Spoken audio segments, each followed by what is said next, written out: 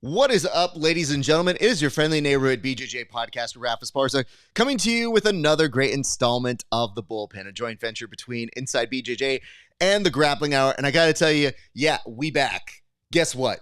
You couldn't stay away from us for too long. Your buddy, RAF ESPARZA, ready to hit it off with his good friend, Tim Freeman. But let's set the table here very quickly. Tim was on vacation. Your boy was out in Vegas getting some content. Maybe you've seen some of it for the PGF. If you haven't, go visit their website. The good stuff, yours truly.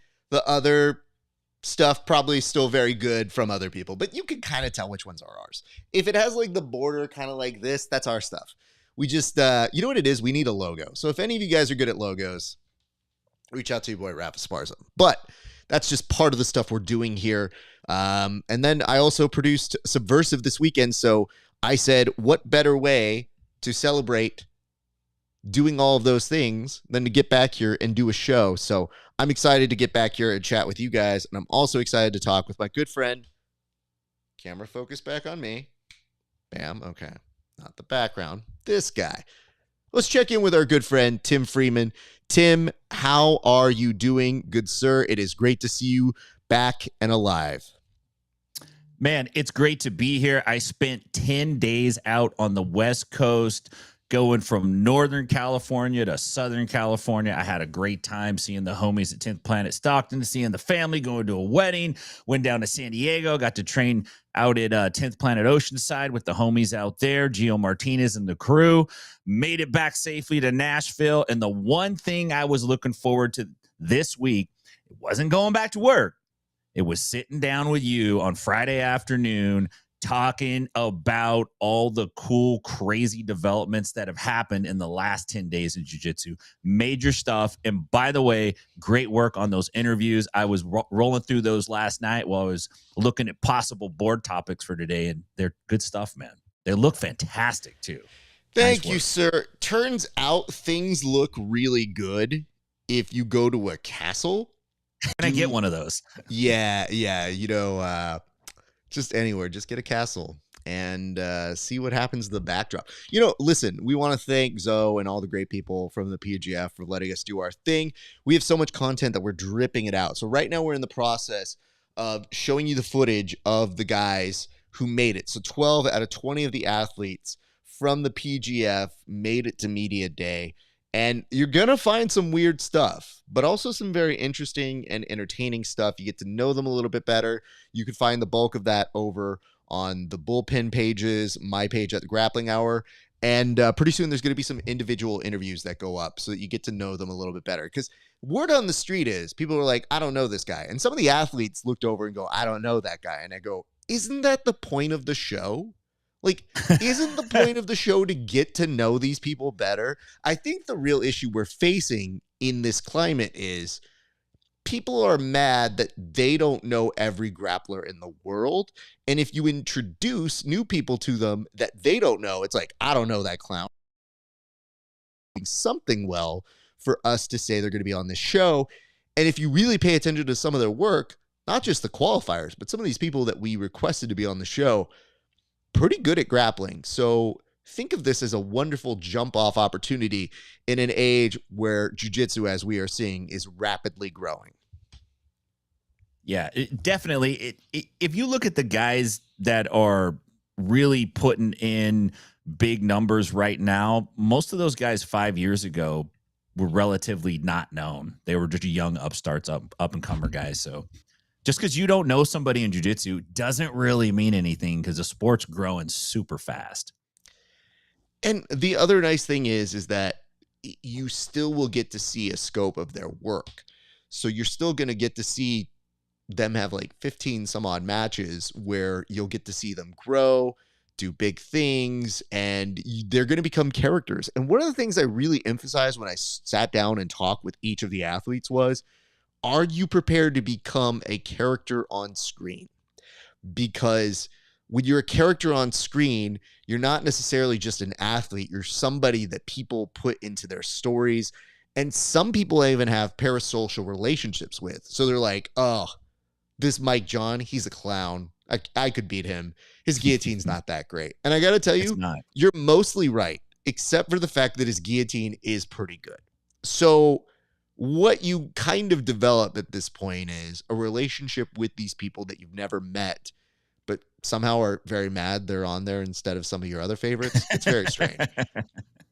Nonetheless, I think this is a perfect opportunity to get to know some new grapplers, give them the elevated response that they deserve in a sport that continues to grow. So, hey, come along for the ride, because I think you guys have seen this enough times where the PGF has incredibly insane moments happening. So that's my selling point to you guys out here. And there's already a couple personalities, if you watch those videos, that really start to break out, and you haven't even seen them all yet. So be prepared, because we've got somebody who, one person had Keith Krikorian at 17 energy. And I won't say who, but I think if you watch them, you might figure out who it is. Yeah. You think you'd have that one, Tim? Yeah, I spotted it. Pick me. Take me home. There's a little bit of me looking at that kid being like, I've met you before, young man. Yeah. Don't leave me in the shelter. You know what it is? It's that I feel like the spirit of Keith is just something that happens every so often, where it just leaves out of his body, goes to the next host. Mm-hmm. And then they're just like, Mr. Esparza. And I go, oh, I've heard that before. Yeah, just what happens to Keith? That's the question. I mean, Keith now is a star, and we're going to get to what he is up to next. But why don't we go ahead and advance now to the board itself, because, Tim, we have things to talk about in our 2-week hiatus. The first of which is a very interesting thing, which is that, yes, Who's Number 128 is going down here in California at Costa Mesa. And from top to bottom, there are some very interesting matches. And we're excited to see them make a return back to California out of their usual Texas digs. Tim, what can you tell us about tonight's Who's Number 1 and what we should be looking out for? Well, it's a banger of an event. And I got to say, Who's Number 1 has done a pretty good job of putting on very entertaining cards. This is a big deal because this is going to be Mika's big match after his big contract, and he's going up against Jonatas Gracie. And Jonatas has been really putting heat on. He's got great pressure. And the question is, like, can Jonatas dethrone Mika? Who knows? We know he's coming for it. You know he's going to be prepared, but Mika's a very, very difficult puzzle to solve. So that's going to be a great fight. Beyond that, there's some really compelling matchups on the card, specifically Shanji Hibero versus Kit Dale. I really want to see this because Shanji is very much kind of thought of as, and this is not like diminutive, but it's old guard, right? That's like the last guard that just the previous generation. He's right at that point, I think, where people view him. Obviously, he's Hall of Fame. Amazing. We just saw him have a fantastic outing against Richie Martinez just a few weeks back. Kit Dale hasn't been super active in a while. I think this might be his comeback match. He might have had one previously, but I think this might be his comeback. And he's very much not traditional. He's very much like, I don't drill, mate. I do nothing. I shave my head. I get fat. I get buff. I get fat. I grow a beard. I shave it off. I come back. I go away. So I'm intrigued. I want to see it. Paige Yvette and Kwani Ramos, powerhouse matchup. We just got to hang out last week in San Diego with Paige and Sloan. Great people, man. And she's ready. She's been putting work in. So I'm really interested in seeing how this shakes up.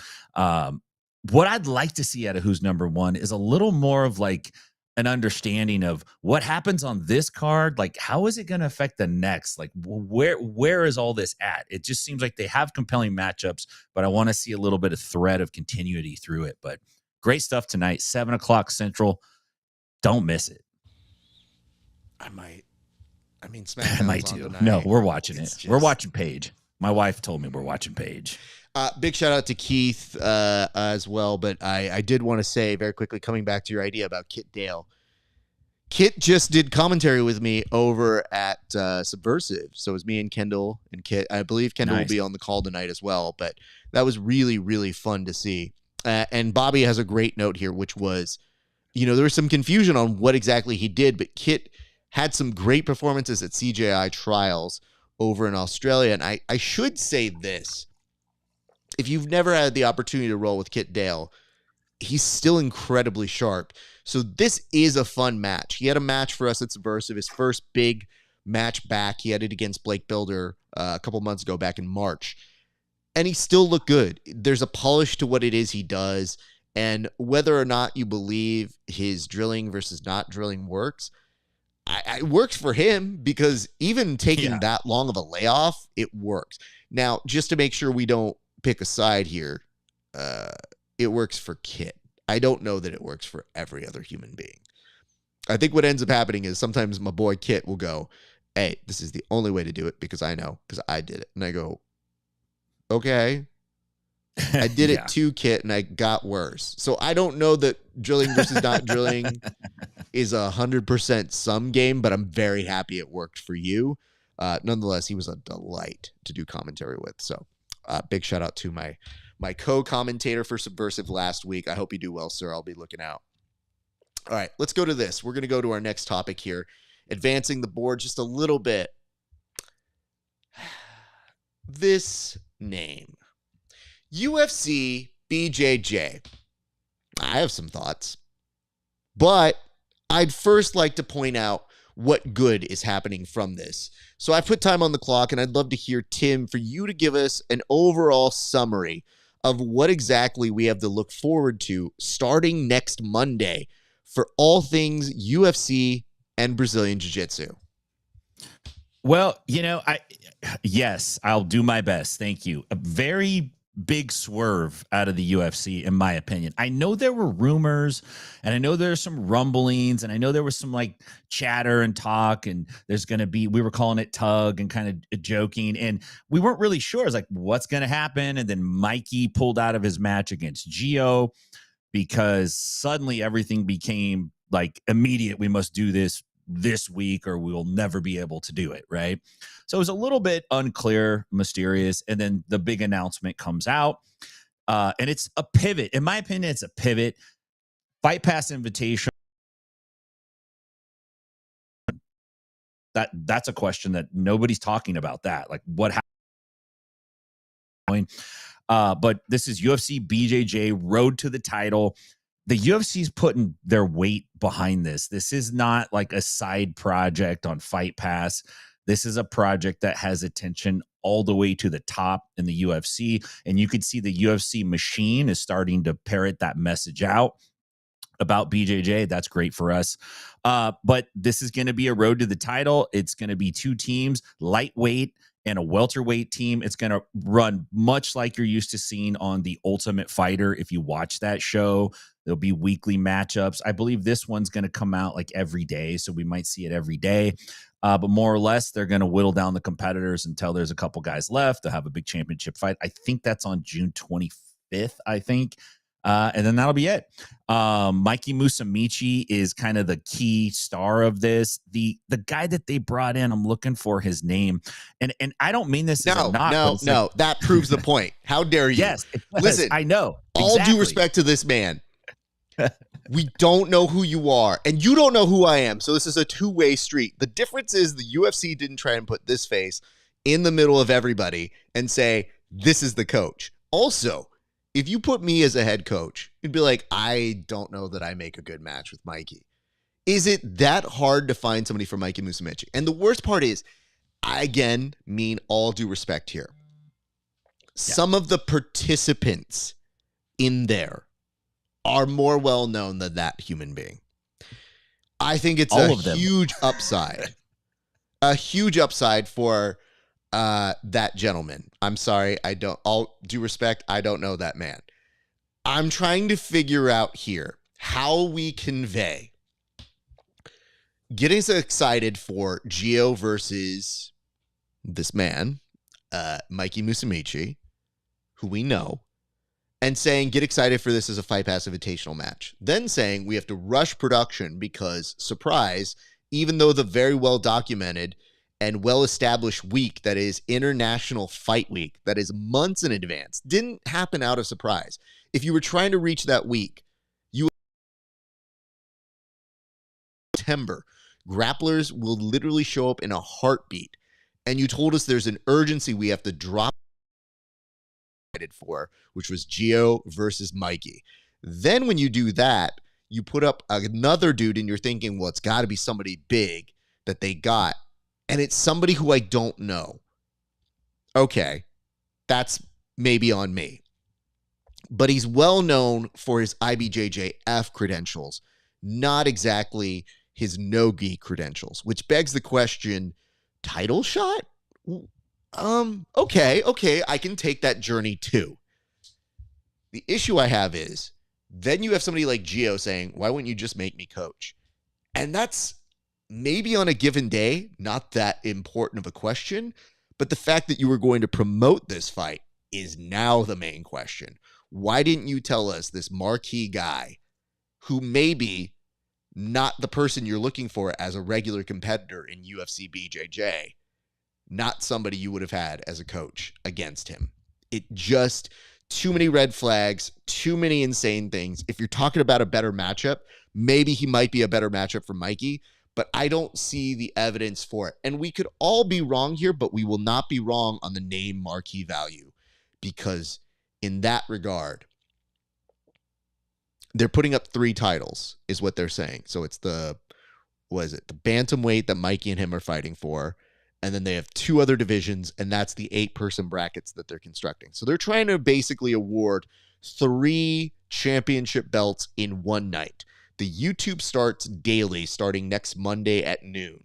So when they say this is rushed and they had to cut that match, there's a lot that makes me wonder about the rollout of UFC BJJ.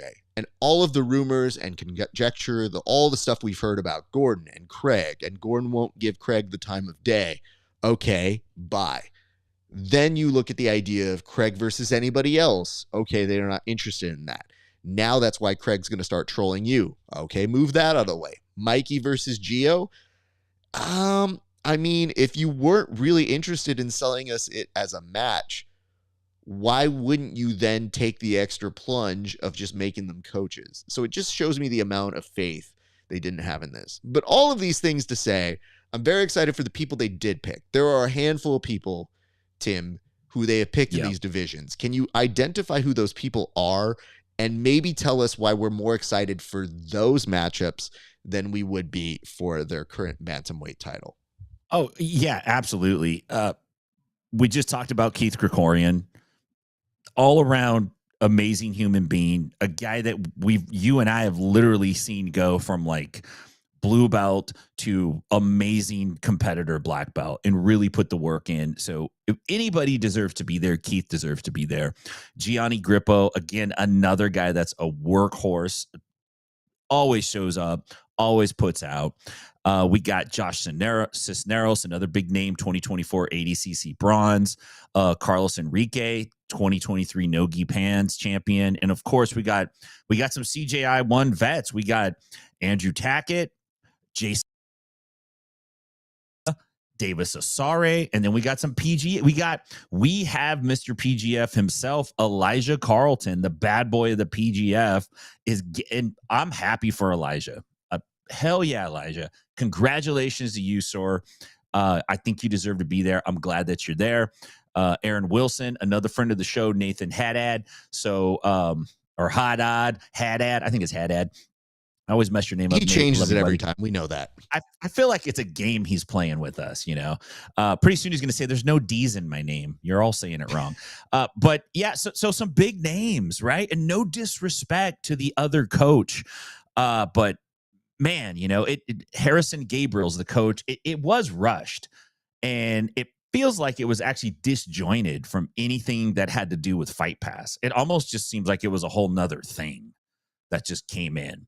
And there's no word from Gordon. Like, Gordon was part of this, and now Gordon's not part of it. My speculation, and I will speculate, I don't care, is that there was some kind of falling out or contractual dispute between Gordon and the UFC, and it might have slowed everything down. And maybe they felt like they had to pull the trigger with PGF coming up, CJI's coming up, fight weeks coming up. There's a lot of things going on. So feels a little odd, but I don't think they care if the jiu-jitsu community loves it. I think what they want to do is put this out in front of the mass crowd and see if they could pick those off, because the mass crowd doesn't know Harrison Gabriel from Mikey Musumeci. They're just two guys on this new grappling show. So we'll see what happens. Okay. I'm glad you presented it like that, because I have some issues that I would like full camera for. I love you, Raph. UFC BJJ. What does that sound like? Why does that sound so like a combination of two things, where it almost seems like you spent no time putting just another acronym in front of another acronym to create one mega acronym? Where have I heard this before? Think. Oh, I know. Would it be WWE BJJ? Who came up with that? I don't know. Wait, hold on. I'm sorry. Is it me? Because I think it's me. Fun story here, people. So years ago, because we saw the overlap of jiu-jitsu and professional wrestling, we came up with an acronym called WWE BJJ. We did it as a gag, and every year we do some series of silly videos at a time where jiu-jitsu, and I know it's hard to believe here, kids, didn't have a sense of humor. Now, you get all these people who do fun videos, but back then, you did a fun video and people were like, damn, these guys don't take the sport seriously. And the idea was, yeah, we kind of don't. Because really, it's pajama wrestling if you really break it down. But nonetheless, we wanted to have a good time and show the emergence of jiu-jitsu in a pro wrestling world and how they can kind of be overlapped. Now they're essentially one and the same, especially if you see a lot of these guys try to cut heel promos in our sport, and yikes. Nonetheless, we've always done it as a gag. So imagine my surprise when, after all these rumblings of, man, you're going to see jiu-jitsu in the world of the UFC, I said, that's amazing. I'd love to see them platform it. What did they call it? And someone told me UFC BJJ. And I said, I'm sorry, excuse me, what? So I'm trying to figure out here. Do I sue them? Do I pretend to sue them to get a job with them? Do I do nothing? Because there is the UFC machine. I don't know. I'm trying to figure this all out for myself. I just know that name sounds oddly familiar to your boy, who has well-documented people who have been doing those videos for a number of years. And, I'm kind of amused by this. And somebody asked me, they're like, well, what's so bad with the name? And I said, we did it as a gag to try nothing. And we came up with something that we thought was silly and easy for people to remember. They just didn't try. And someone, as we were walking in between food joints, said, what would you have called it? And I said, Ultimate Jiu-Jitsu. And then they stopped and they go, shit, that's pretty good. And I was like, do you see why I'm good at this? Do you see how literally in 2 seconds, I did the same thing I did when creating WWE BJJ? What are my demands? I don't know. Give me free tickets to wrestling events. I think that's it. Yeah, that's it. You guys are all one and the same. Listen, before you do the thing, because it's only inevitable now that TKO owns all these things, cut your boy in on it by giving me free tickets to pro wrestling. I don't even know if I want UFC tickets right now. I'm going to be honest with you. Some of the cards, But I will tell you this. I wish you well, because you are giving a voice to a lot of my friends, and these guys are incredibly talented people that we have either platformed on our channels between myself or Tim. We've seen their matches. We've commentated their matches. I have to give credit to whoever their matchmakers are, because they really did pick a strong pool to begin this with. So while I don't want to get those people in trouble, and I don't think I can, I just want to say, I think this is a big achievement for your boy. So, you're welcome, world. I give into the, you can never accuse me of not loving jiu-jitsu enough. Just saying. Anyway, Tim, your thoughts. I think you hit the nail right on the head. As you and I both know, I have, at least, I can't speak for you, but I learned all the important things I needed to learn in life from pro wrestling. And life imitates pro wrestling. So anything that you can do that's associated with pro wrestling, if it doesn't exist in real life yet, it will. Just give it time. We're seeing it again. Can I tell you my favorite thing that people like to say, especially when they find out I'm a huge wrestling fan? They go, "Oh, I used to watch wrestling." No, you don't. You watch it every day. Look at the political news. It's wrestling. Yeah. Look at jiu-jitsu. It is wrestling. At its core, everything you do when your boss is mean to you, oh, he's being a heel. Oh, okay. Did you do something like charity work? Oh, what a baby face. All of the vernacular and the actual things that you know, even knowing the word swerve, means that you know what That's right. pro wrestling is. When you do a job for somebody else, it's like, man, you really took one for the team. You did a job. If you know any of this terminology, you never left it. You just ignored it. It's there. Stop being blind to it and stop judging people for watching it, because now it's actually cool to watch it. When I was a kid, I didn't know all the people were watching it. And then collectively, when the Attitude Era hit, then it was, oh, I've been watching this for years. And I was like, motherfuckers, none of you were talking about this shit. Now it's cool to say you like it. It was safe to come out of the wrestling closet, right? It's like, I like wrestling too, guys. That's why every time I see people being like, oh, these storylines now, and I was like, you have no idea the pain some of us have been through who never left. And even when I paid money to go to Money in the Bank, which was my reward to myself, shout out Brady, who was on the Subversive card, won his match. We went the next day, and I was still like, oh, that's kind of lame, but this is a really good show. And then at the very end of the evening, Nick Khan, the president of, or I'm sorry, the CEO of WWE, I was in his section. Clearly not close to him. Many rows back, but still very good seats. Also, I think I got the Grappling Hour merch on there. And let me tell you how I got it on there. Sideways story this for a split second. I was looking, I saw them set up the cameras. I realized I would get on camera. But Tim, they did something really bad that made me feel kind of self-conscious for like a half second. I was looking to get my shirt on that said Grappling Hour because I'm like, branding, okay, write it off on my taxes, no big deal. And then I saw them set up the cameras, and I didn't know why, but it was a wonderful family that did a whole bunch of charity and like helped people in some very bad situations. And it's like family hugging each other that they did great things. And in the background, you just see me branding out the shirt. And I have to tell you, there might be like a slight pain in my eye because I realized why they were on camera. So you see me kind of doing this like, oh, fuck. Still go find it. Man. If you're going to mark out, it's okay to mark out for the bullpen. Understood. Having said that, at the very end, Nick Khan, CEO of the company, walks out with his kids, security breaking up everybody, not letting him through to him. And R-Truth, who had just been fired by the company, which apparently not a work, actually was fired, was rehired by the company due to the fan outcry. The person who got the deal done, allegedly, was Nick Khan, if you believe any of this. Nonetheless, Nick Khan, knowing all of this and what the dirtbags are saying online, walks out and goes, what'd you guys think of that return? And literally just schmoozing with people on his way out. Not fully committing to one conversation, but like talking to the crowd as a whole. And I go, damn, that's a power move. Look at that man. That dude's on the charm offensive. And it made me say, I have to respect it a little bit because when I see it, it shows me that everything is part of the show. And to me, even when this dude is walking out with his kids and security's telling us don't get anywhere near him, he's interacting with us. So you can't mean to tell me when your boss, your CEO walks out, they're not having that same conversation with you. Wrestling is everywhere. Everything is wrestling. So don't tell me like, oh, I'm above it. I used to watch it. Fuck yourself. Look at the world. It's happening right in front of you. End of story, period. Okay. Breath. Let's move on to the next topic.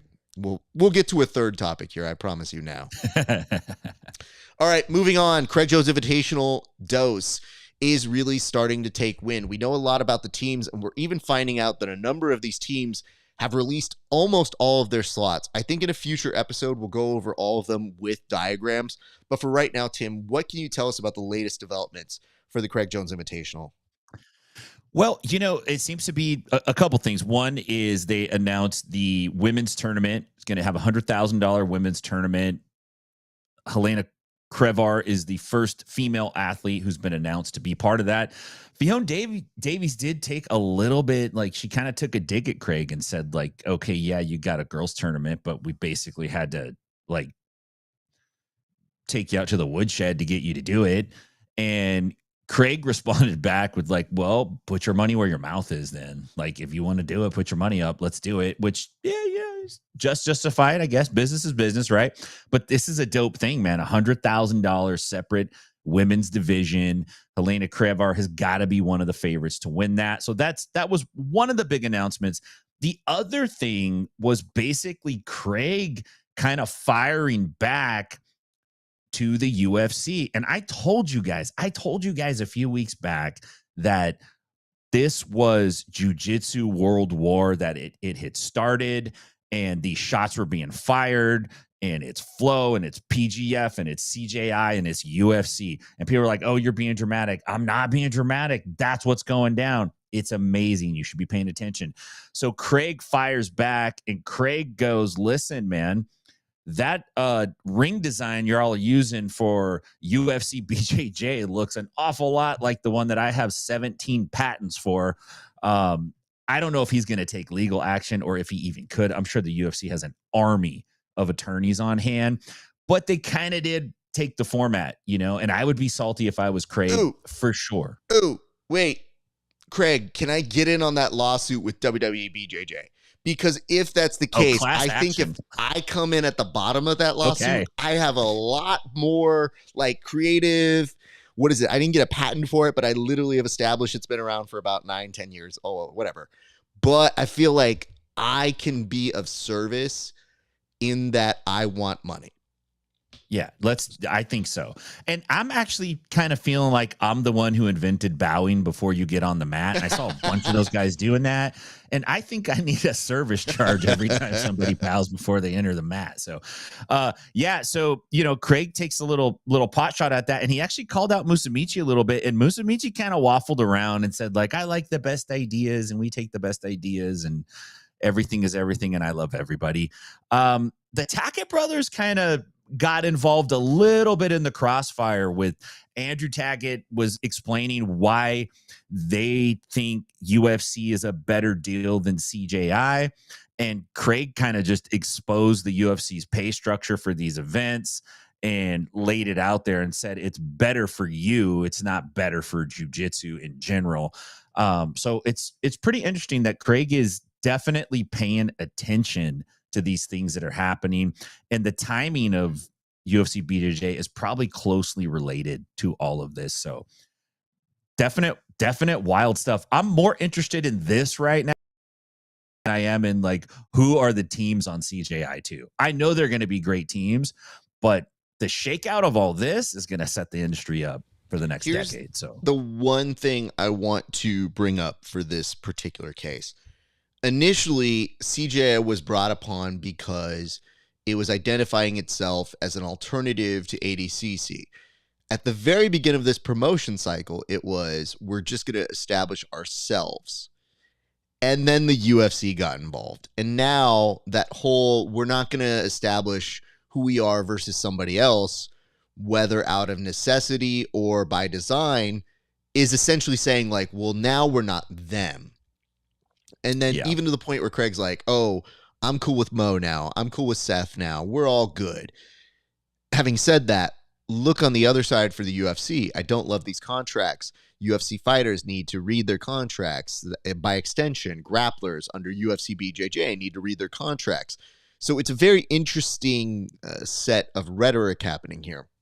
What I can tell you about these kids, the Tacketts, Fion, it just goes to show you how quickly you can go from hero to villain status either way, because they were the people that Craig was championing.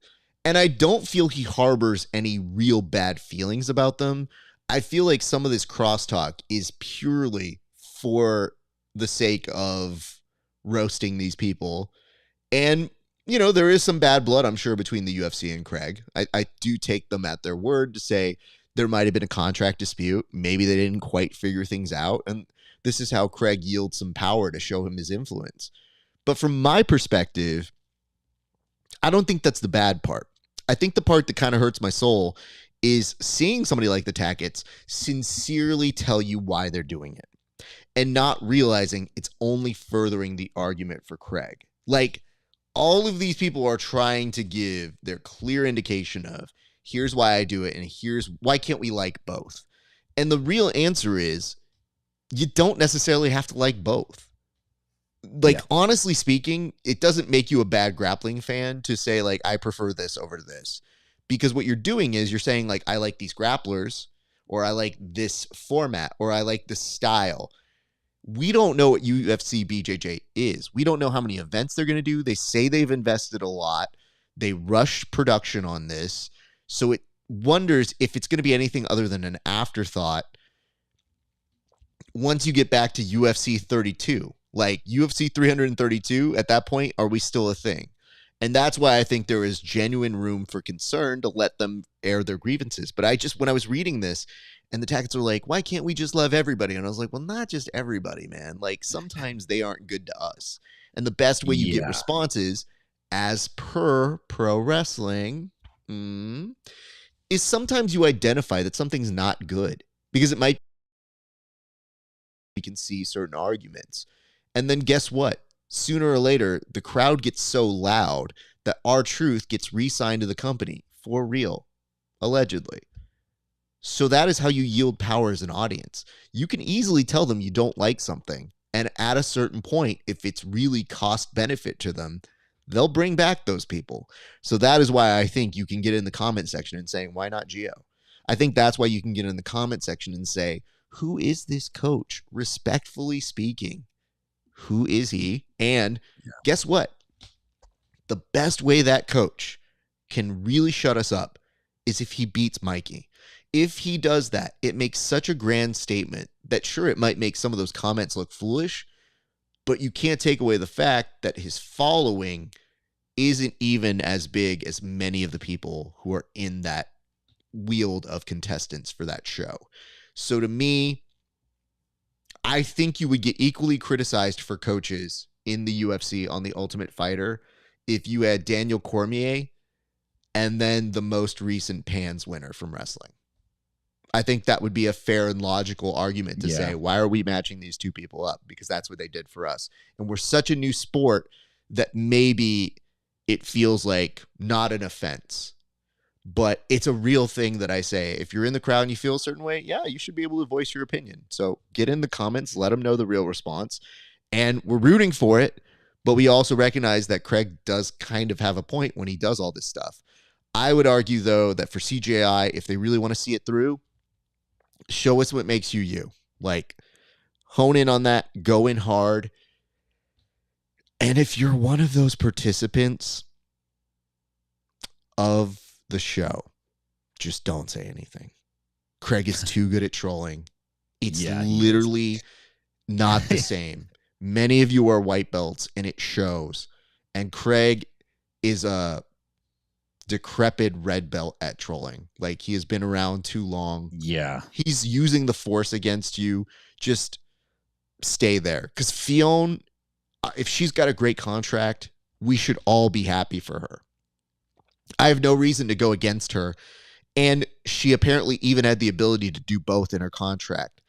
So I don't think she's dumb at all. And maybe she didn't let those cards out fully. But also, don't be surprised. I've said it before. I'll say it again.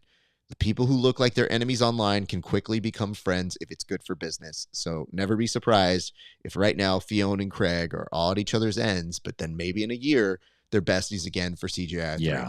Just saying. Yeah, you're absolutely right about that.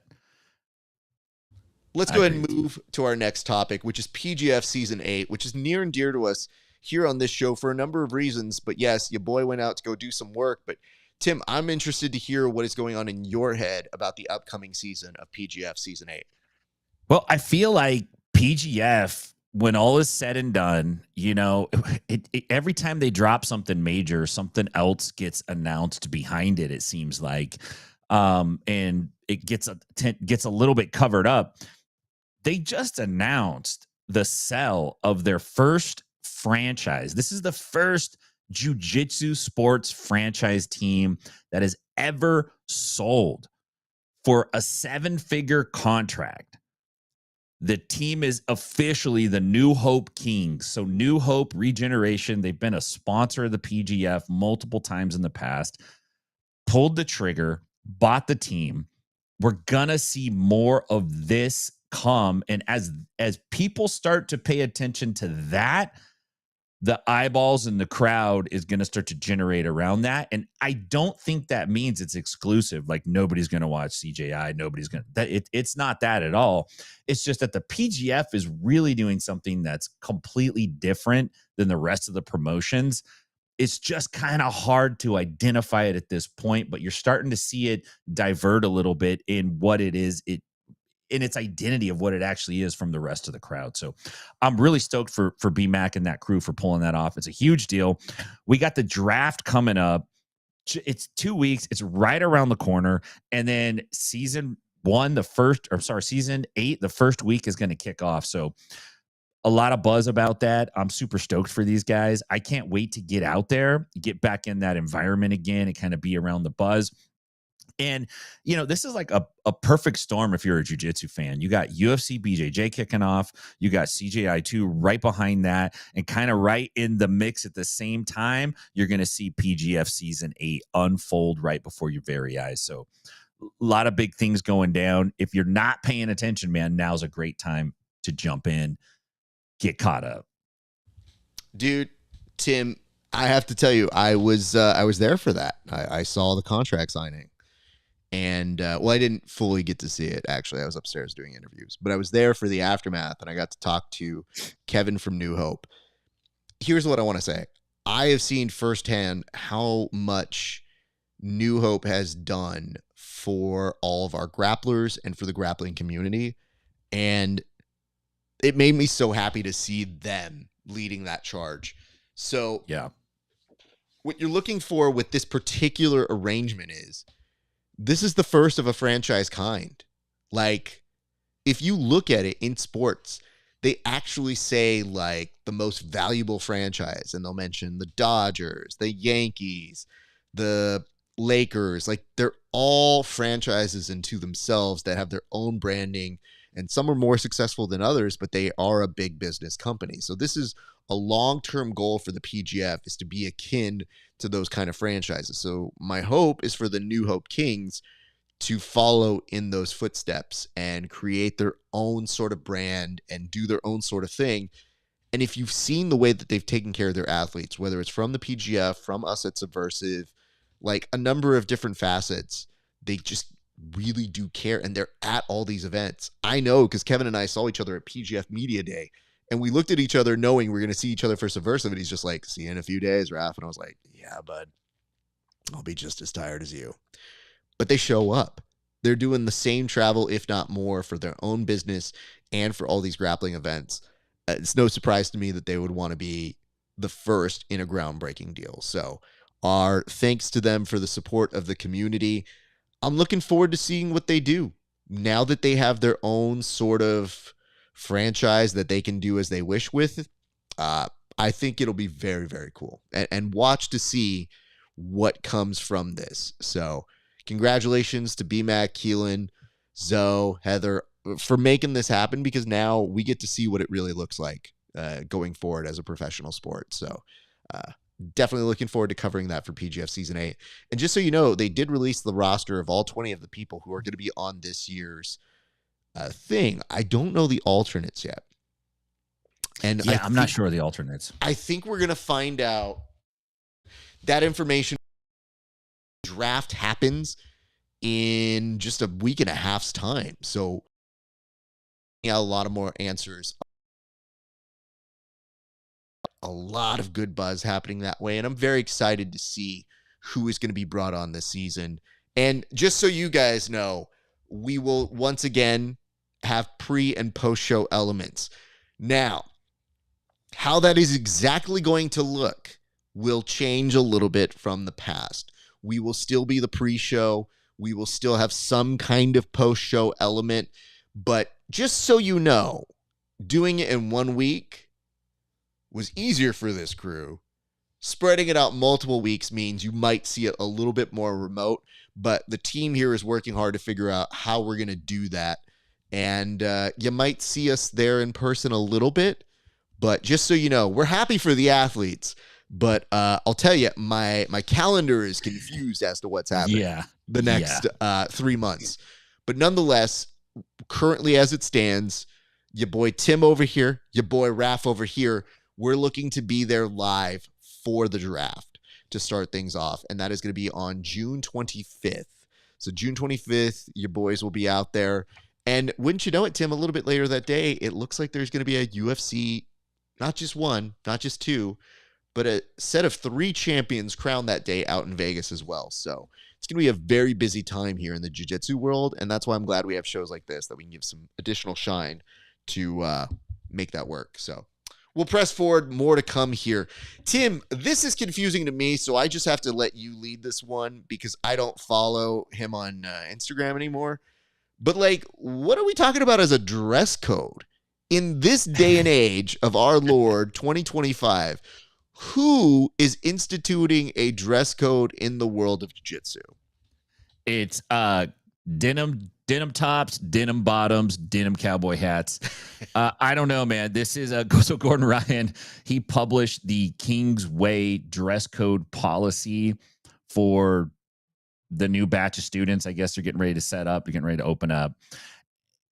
And here's what they do. They define it. They're like, hey, look, we want to maintain. This is Gordon speaking now. I want to maintain a clean, professional uniform look because when you look at me, that's what you think. And then here's the rules. I actually don't think these are that big of a deal. Pro athletes can wear anything they want during pro sessions. Recreational students have to adhere to the uniform policy. Here's the policy. No gi attire. Men must wear shorts over compression shorts or spats. I don't have a problem with that. That's one of my gym rules. We're not a spats only gym. Take that somewhere else, man. So I'm with you on that. Logos and accent colors are allowed. Okay. So, that's reasonable. Rash guards and shorts. Now, this is where people are flipping out. They must be 80% black or 80% white. So, okay. Not too culty in my opinion. Gi attire, white gi only. Black belts or higher may wear a white or black gi. Rash card required under the gi. So you can't wear t-shirts, baggy clothes, pocket zippers. Majid's not going to be training there. No gorilla hands. You don't have to wear their brand. You just got to have their colors. Look, this is part of branding. Art of Jiu-Jitsu does it. Gracie Baja does it for sure, right? Many gyms do this, though. They just want you to look a certain way. I don't do it out in Nashville. I don't really care as long as you don't just come in spats only. It's not a big deal to me. But some gyms do because that's part of their business model and it's part of their branding effort. And this is a new gym. It's a huge opportunity. It's a huge lever for Gordon Ryan to pull on to make money in the future. So he's going to try to start this out of the gate, which is the right way to do it. Because if you let it out of the bag and you let everyone buck wild and then you try to rein it in and make everyone dress the same, hey, that shit's never going to happen. The internet has gone bananas, though. They're like really upset at Gordon over it. People feel like their rights have been infringed on. They're literally ready to get out in the streets and start tipping over cars and fighting with ice over it. Like it's a real big deal that they have to adhere to a dress code policy at Kingsway. Look, it's Kingsway or the highway, baby. That's Gordon Ryan. If you're going to train with the best in the world, you're going to have to wear what he wants to wear. Just like if you're going to go work at Mickey D's, you got to put your little shirt on and your little slacks on and go work at Mickey D's, man. This is part of the game. I don't know how many of these are unreasonable, but just coming from him, they feel wrong. So yeah, I know they do. They do. Honestly, that's the problem is I'm like, okay, I guess I could agree to the shorts and spats. I think that should be fairly understandable. T-shirts. Okay. Like over the years, like I'm in an MMA gym, so half the time I'm like, if I just wear a tank top, I don't even care. Like at this point, y'all are gonna train or you're gonna fight MMA. Like, get over it. This is just what happens. Pockets, yeah, nobody should like that. Why is it that just the way he presents it makes you feel at odds with it? Because I think in principle, I'm okay with it. it's the de facto dictator stuff of only certain colored gis that I think, Yeah. who cares? Like, what about a blue gi? A nice blue gi is a very classy. And especially a navy blue gi, a gray gi, a black gi. You can't wear those things. That seems just weird. And I don't know, man. The photographer in me says, yeah, it'll make for a cleaner photo, but you know, it just seems like an extra thing. What about those people who don't have gis? Because let's say you're trying to buy a gi and you go, oops, I bought the wrong gi. Well, tough luck. You're poor. Get on out of here. You got to rent one. You got to rent a loaner gi. Good Lord. Yeah, I think I'm just more mad about the gi section. So did anybody have any, you know what? Let's hold that. Maybe they've got something in the gallery section we can come back to. Yeah. I was just curious if anybody had any good points in terms of their argument for it. I just know I'm never training there, really. So I don't have to worry about any of this shit. But yeah, I guess my heart feels for all the rest of these people who might go or visit and go, oh, I only brought a black gi, and they go, sorry. Yeah, it's kind, you know, there's a an unspoken hospitality that still exists in the jiu-jitsu world where you can roll into some gym you've never been to, and if you give the vibe that you're cool and you've been training for a minute, they usually don't really care what you're wearing.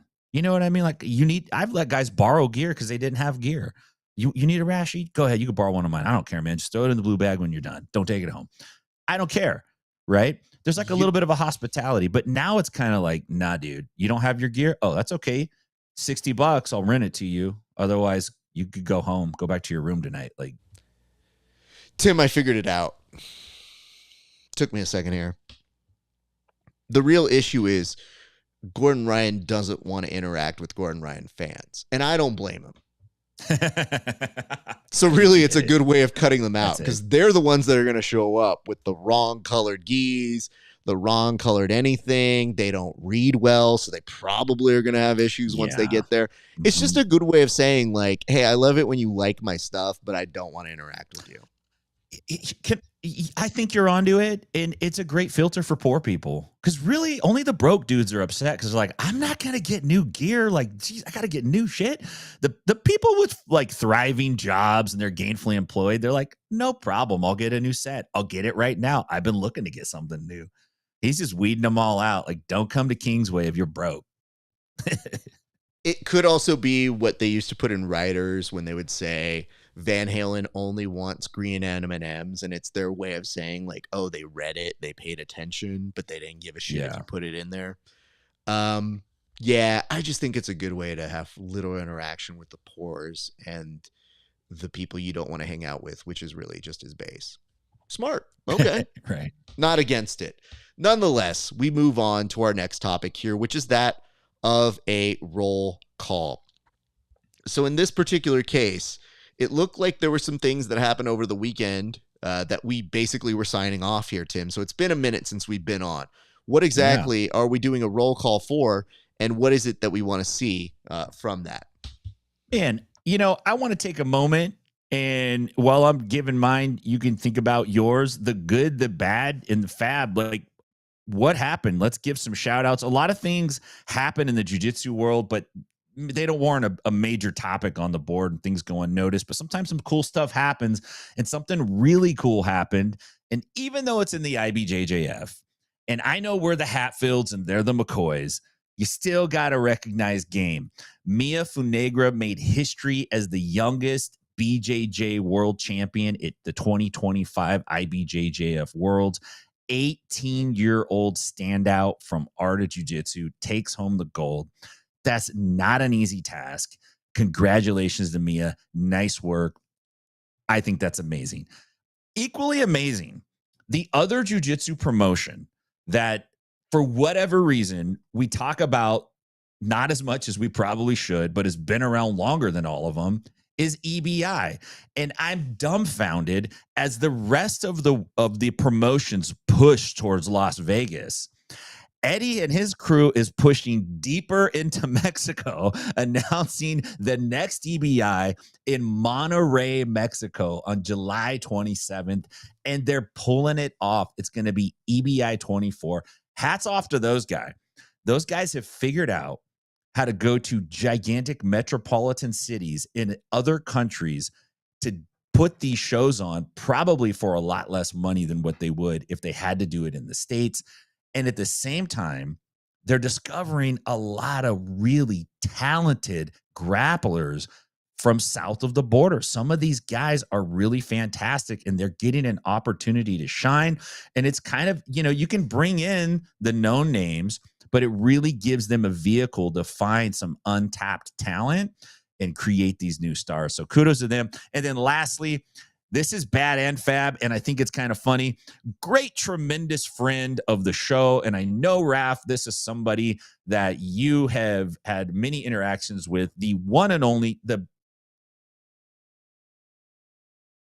AJ Agazarm is salty at Mikey Musumeci for not getting selected to be the opposition coach. Apparently, it was in the works. AJ published private text messages between him and Mikey, and the last of them is AJ. It's really funny, actually, because AJ's like, is everything okay? Is everything good? And Mikey's like, oh, yeah, we're good. We're going to get this all set up. And then it's like some time has passed. AJ's like, hey, man, just checking in. And Mikey's like, oh, yeah, we're going in a different direction. And AJ's just like, twerp. That's it. So that's my roll call for the week. I would have rather seen AJ on that show, to be quite honest with you. It would have been entertaining. Well, we avoided a near calamity on that one. God, this is just, listen, dude. It would have been great, Raf. No, it would have been better. It would have been great. It would have literally been every cliche of the Ultimate Fighter. Like, AJ has those seasons in his library. He would have just been trying to replicate what he's seen before. So literally, I wouldn't be surprised if he would say, just let me bang, bro. I don't know. This is why when Craig points out it is an age-old format that might have been aged out. Maybe, but AJ is 100% the pick that would make sense in a 2005 production of The Ultimate Grappler Tug, which, by the way, so sad they didn't go with that. What do we say about these things? Because AJ has the notoriety for it. It's just, I don't know how modernly relevant he would be to pushing the sport forward, because he would fulfill a Chael role, but without the wit and entertainingness of it. So that's the problem I have with it. Because the nice part about Chael is no matter what he does, wink. Literally says the dumbest shit ever. He put a carrot in the bus. Wink. I think that's a valuable aspect as somebody who plays the heel and lives that life. I'm concerned here that they even let it go this far. Unfortunately, AJ found the first rule of casting, which is, sorry, man, we went a different direction. And the fact that Mikey's making that call may signify the power that Mikey has, which is normally done by the rest of the crew or executives. So perhaps we have our answer as to why Mr. New Guy Coach, I don't know that man's name, all due respect to him, was picked, handpicked potentially by Mikey, which may be explaining the detriment. Again, maybe there's an upside. If it's a fire match, all might be forgotten. But I don't know if it's going to be that way.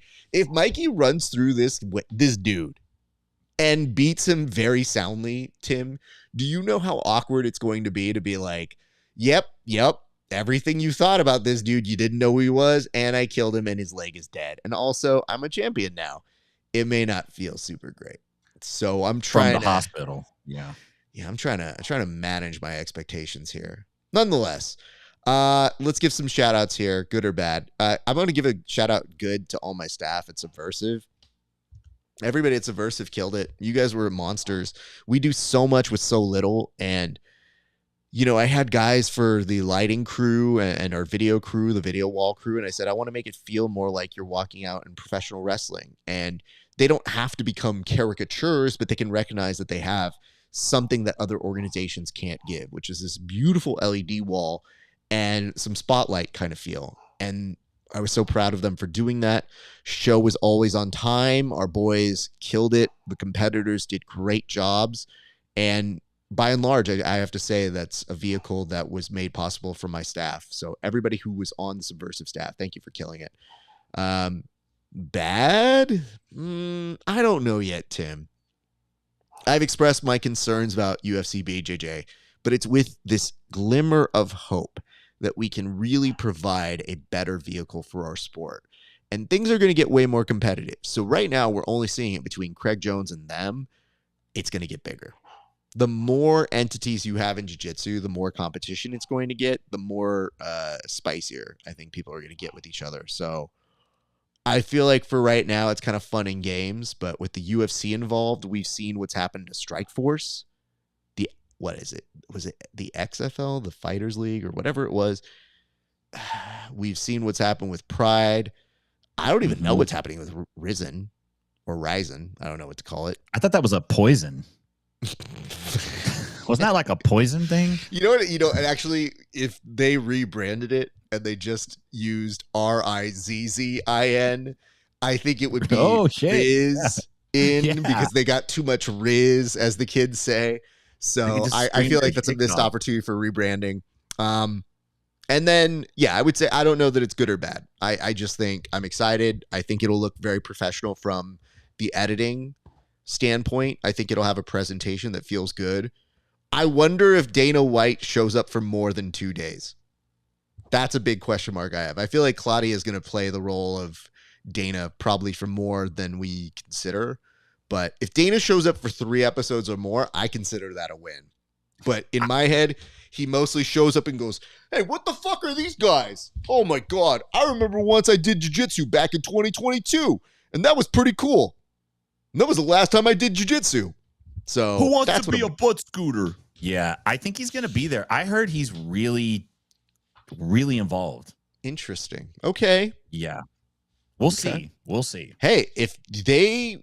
You know what? Actually, now that I'm thinking about it, if he's really involved in it, Tim, that's probably where the scheduling conflict happened because he only has so many days. I believe he is a busy man. I believe that he had a window and they said, this is the only time we have Dana to film. So if they could do it in 2 days, that's why they brought everybody out that quickly. You're probably right. Solved it. See, can't get anything past this giant dome of a brain.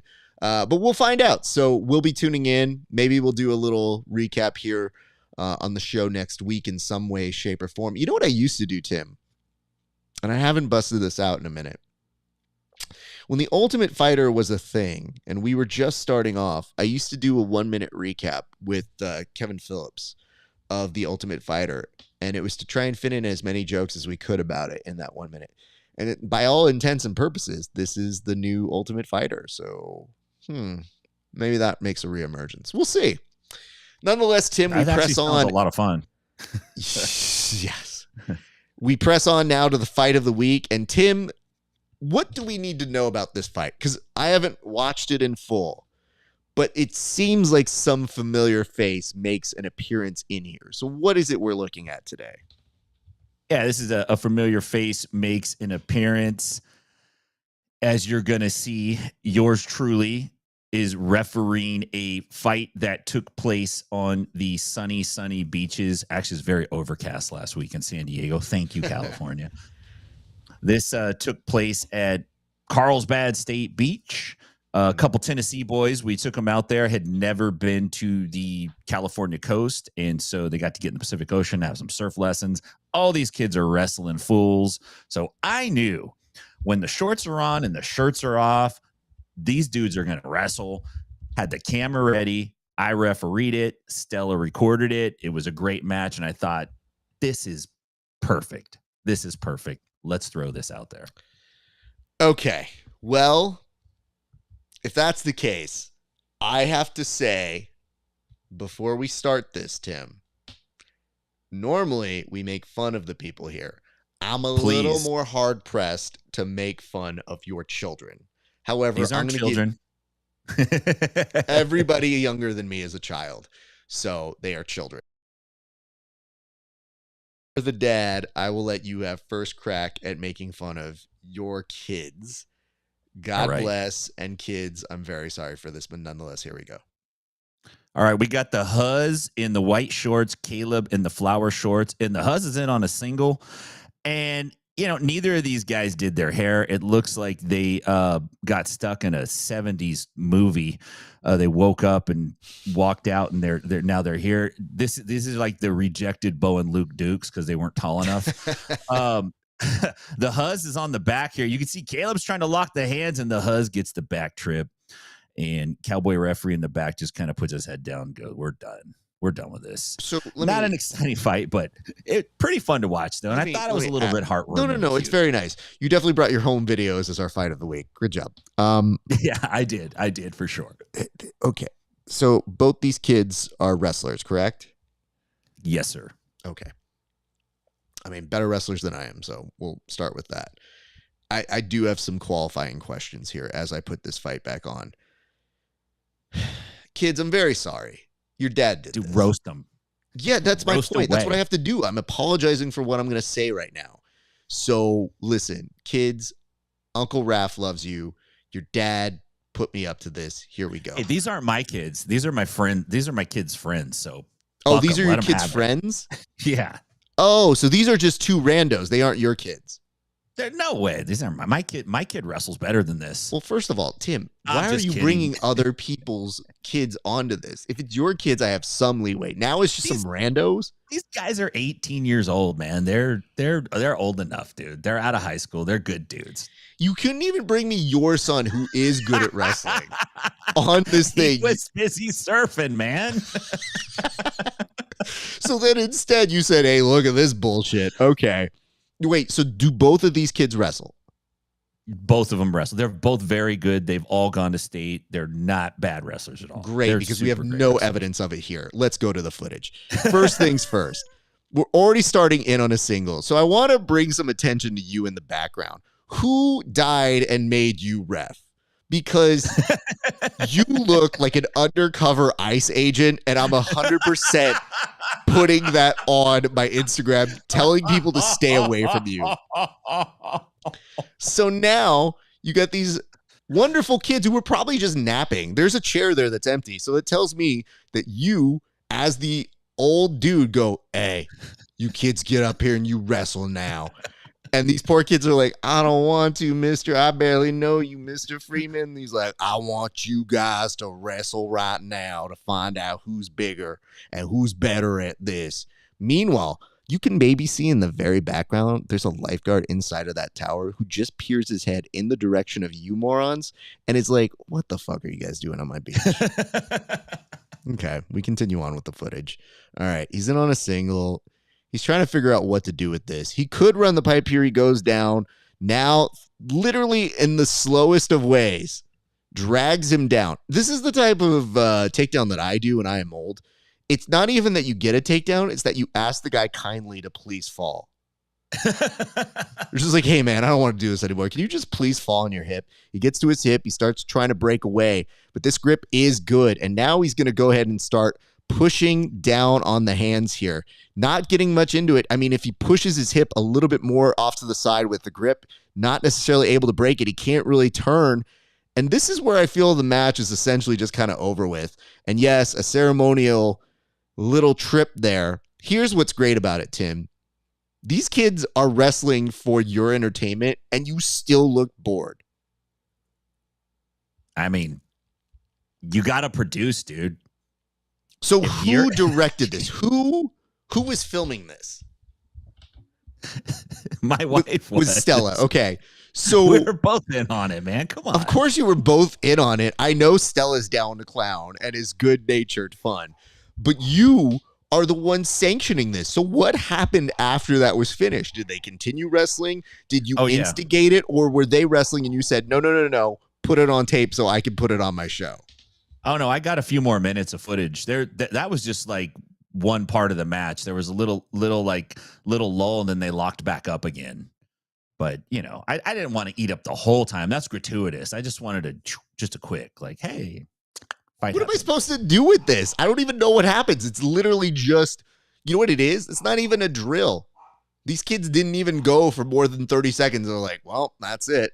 Did we get to a pin, or did something significant happen, Tim? Actually, this was the most significant. They stalemated each other the rest of the time. Oh, there was a running double. The Huz got the double leg too. The Huz got over on Caleb. And why is this kid named the Huz? What does that mean? It's the nickname I gave him. Wait, I knew it was you. I 100% said that's some old people dad bullshit name that you give, because no kid is like, I'm the Huz, and then walks around and shakes hand. No, that 100% was a right call by yours truly. Tim Freeman, why is the kid called the Huz? His name is Hudson. He's a very sweet kid. His nickname is Huddy. I mean, he's a great kid. He's the kind of kid, you see these kids and you're like, there's hope. It's not all lost. But I'm like, dude, we're in the car driving, and I'm like, bruh, you're too good. Like, you're too goody two-shoe. I know you can't do it as Hudson, and your nickname's Huddy. You can't do it as Huddy. We're going to create an alter ego for you where you can really let it out and be the man you want to be, man. You could smoke, you could drink. And so I said, hey, listen, that's the Huz. When you show up as the Huz, all bets are off. The girlfriend gets scared. Mom and dad go back in their rooms. Kid brother doesn't say shit to you. The Huz, he is like a Fonz. He's like the Fonz, but he's basically criminal. That's the Huz. What did the child say back to you about this? He said, I will be the Huz, Mr. Tim. Yeah, because you're probably driving and he wants to make sure he doesn't die. So he just agreed to whatever nonsense you were saying. So then when your son comes back, found out they wrestled, does he want to see the footage? Does he criticize them? Does he tell them they both suck? Like, what happens here? No, he sits down on the chair and goes like, I'm wiped out from surfing. He was kind of the only one that could get up on the board and actually like do stuff. The other two boys are like, dude, we're born in Tennessee, dog. We can't surf. We don't know what that is. Kids. All right. Well, let me just point out one other thing. Just everybody here, you already saw the match once. It is what it is. But I want to point out to you that life just goes on. This is kind of a metaphor for all things jiu-jitsu and wrestling in that it matters a lot to us. But look how unbothered the rest of the beach is by this. And over here, I'm going to zoom. I don't know if I can zoom in on her, but I want to point out this woman has not turned a page in her book, but is just zoned in on whatever it is she's reading. Homegirl over here is too busy literally being bored to turn around and look at the action behind her. So if we ever talk about making the sport bigger, whether it's wrestling or jiu-jitsu, that's really what we're up against. All right. Man, we did a great job of making something out of nothing there. Nice work. It's essentially what we do, Tim. It's what we get the big bucks here for. Why don't we now go to some gallery comments? You found a few that were pertaining to one particular issue that we had here this week. So if you wouldn't mind setting it up, I'll drop them in here up top, Tim. Yeah, these are pertaining to the dress code Instagram post for Kingsway Jiu-Jitsu that Gordon Ryan popped off there. And boy, he stirred up a lot. Oh, this comment. Okay. Tim, I felt like that was maybe uttered once or twice, right? Oh, yeah. 16 times. But you got to put it out there. I guess the weirder part is toe hold has rash guards. I mean, what would stop you from showing up with a toe hold rash guard? If it follows the basic parameters, what are you going to do? I mean, that money's as good as anyone else's money. Depends on if the money shows up. Nonetheless, we move on. Here we go. The question is, or the post is, there is a lot of blue gi hate out there. Thank you. Many places, white or black, only for seminars and such. I have no idea why the blue gi gets excluded. This policy is fine as stated. No one should have a problem with it. You wrote that. You wrote that. When you start talking about blue geese, I was like, I can't believe he's saying this right now. Because it's a different color. What the fuck, bro? What? Listen, does it bleed on the mats? Does it create a huge problem? No, it's just an aesthetic choice. And when people make aesthetic choices, yeah, sure, unless you're the Mendez brothers, I don't really give a fuck. And I got news for you guys. If you go there, you subscribe to it. So that's all Gordon's trying to make you do. It doesn't mean that I, a person on the outside, can't have feelings about that's dumb. And I'm not going to ruin things by showing up in a black or navy blue, God help me, gi, where it's just like, how dare you? You read the policy. You know what we do here. Yeah. Cool. What happens if get this. What if somebody from the military shows up in one of their military gis? A camo gi? Oh, well. Yikes. Just saying, Gordon. I $50. thought you liked the troops. I guess we just proved you didn't. Nonetheless, it's the most logical thing Ryan has said in a while. You know why I like this comment, Tim?